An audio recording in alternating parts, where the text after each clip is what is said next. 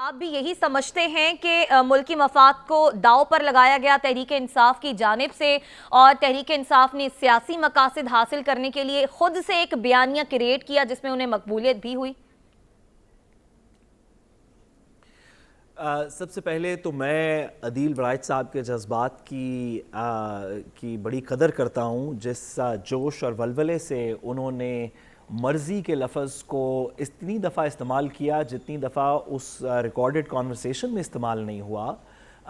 عمران خان صاحب کے منہ سے آپ نے جب پوچھا تو انہوں نے خود کنسیڈ کر دیا کہ عمران خان صاحب کے منہ سے مرضی کا لفظ نہیں سرزد ہوا، لیکن عدیل برائٹ صاحب نے اس کو جس طرح پیش کیا میں اس کو سمجھنے سے میں اس کو سمجھنے سے عدیل صاحب بصد احترام میں اس کو سمجھنے سے قاصر ہوں۔ آپ کی 3-4 باتیں مجھے سمجھ نہیں آئیں۔ ایک طرف تو آپ نے بات کنسیڈ کر دی جو کہ اب صفحہ مثل پہ آ چکی ہے کہ کوئی سائفر تھا، اس میں سازش تھی، مداخلت تھی۔ اس کو ہم اگر 2 منٹ کے لیے سائڈ پہ رہنے دیں کیونکہ اس کے اوپر ریاست کا ایک موقف ہے، سیاست کا ایک موقف ہے، لیکن ایک سائفر موجود تھا۔ آپ نے یہ بھی فرمایا کہ اس سے بھی سخت الفاظ دیگر سائفرز میں بھی ہوتے رہتے ہیں، دیگر معاملات میں بھی ہوتے رہتے ہیں، تو آپ کوئی ہمیں اگزامپل بتا سکتے ہیں جہاں پہ اس سے زیادہ سخت الفاظ کسی پہلے سائفر کے اندر موجود ہوئے ہیں یا اس کے بعد آج تک کبھی ہوئے ہوں؟ جی بالکل، یہ بات کہہ دینی ہوا میں جب ہماری افغانستان کے ساتھ جی بتائیے۔ بالکل ہمارے افغانستان کے معاملات پہ ہم نے ڈیمارش کیا ہے، جب انڈیا کے ساتھ معاملات چل رہے ہوتے ہیں اس میں ڈیمارش کرتے ہیں، بالکل یہ ہوتا ہے۔ کہیں پہ آپ مجھے یہ مجھے بتا سکتے ہیں، سوری میری بات پوری نہیں ہوئی۔ سعد رسول صاحب مجھے پتہ ہے آپ کی بات، مجھے معلوم ہے آپ کی بات مکمل نہیں ہوئی، میں یہی کہہ رہی ہوں کہ آپ بات مکمل کر لیجئے، پھر فاروق حبیب صاحب کے پاس بھی جانا ہے۔ جی تو جتنے بھی ایگزامپلز عدیل برائٹ صاحب آپ کو بتائیں گے اس میں کسی کو بھی پرائم منسٹر کو ریموو کرنے کی بات نہیں ہے۔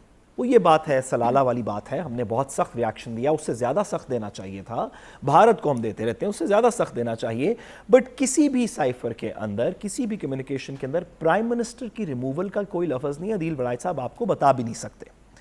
یہ بات کرنی کہ کیا پی ٹی آئی نے اس کے اوپر کھیل کے سیاست کی، تو یہ بات بالکل درست ہے کہ پی ٹی آئی نے اس کے اوپر کھیل کے سیاست کی۔ کیا پی ٹی آئی کا سیاسی جماعت کے طور پہ یہ حق ہے کہ وہ چیزوں پہ سیاست کرے اپنی حکمرانی کو یا اپنی حکومت کو برقرار رکھنے کے لیے؟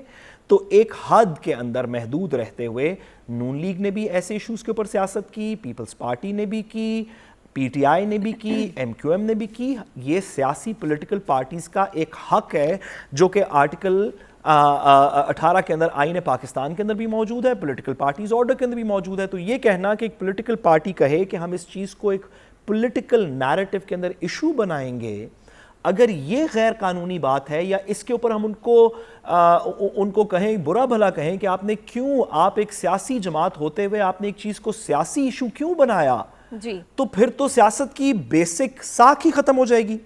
یہ بات کرنی کہ اس کے اندر اداروں کو شامل کیا گیا، میں مرضی کے منٹس پہ 1 سیکنڈ کی بات کرتا ہوں، لیکن اداروں کو شامل کرنے کی کوشش کی گئی، پارلیمان کو شامل کرنے کی کوشش کی گئی۔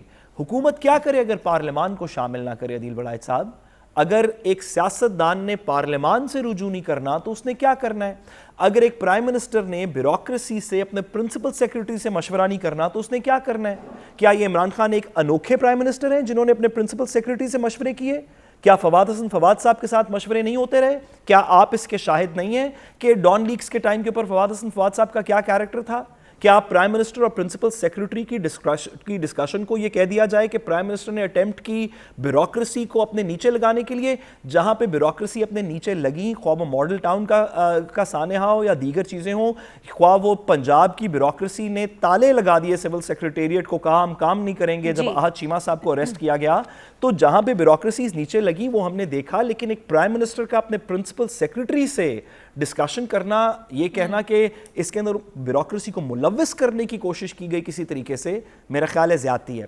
میں یہ گزارش کروں یہ مرضی کے منٹس کے اوپر بھی دیکھیے، ہم الفاظ کو توڑ مروڑ کے بہت سی باتیں کر سکتے ہیں، لیکن کیا جو لوگ اس لفظ کے اوپر بات کر رہے ہیں، کیا ان کا یہ خیال ہے کہ پرائم منسٹر صاحب نے، سابق پرائم منسٹر صاحب نے اور ان کے پرنسپل سیکرٹری نے منٹس اپنی مرضی کے لکھ کے تو پاکستان کی ریاست کے اداروں سب کی آنکھوں میں دھول جھونک کے اس کو نیشنل سیکیورٹی کاؤنسل کے اندر سائن کروا لیا؟ اپنی مرضی کے منٹس انہوں نے لکھے, پھر سارے اداروں سے کہا سائن کر دے, سب نے کہا ہاں ہاں ٹھیک ہے ہم آپ کی مرضی کے منٹ سائن کر دیتے ہیں. کیا غلط منٹ سائن ہوئے میں ہیں؟ دیکھیں ہم چیزوں کے اوپر سیاست کریں یہ اچھی بات ہے, ابھی آڈیوز بہت ساری آ رہی ہیں, یہ سیاست کی کھیل چلتی رہے گی.